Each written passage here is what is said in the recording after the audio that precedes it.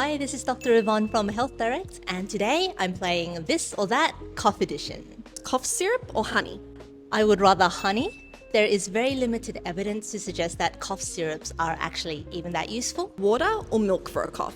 My personal preference is water, but at the end of the day, hydration is hydration. Some people are a bit worried that milk can cause excess mucus production, but there is no evidence to support that. Steam or cough drops? This one is a matter of personal preference, but both of them should be done in moderation. Just keep an eye on a cough or get it checked out immediately.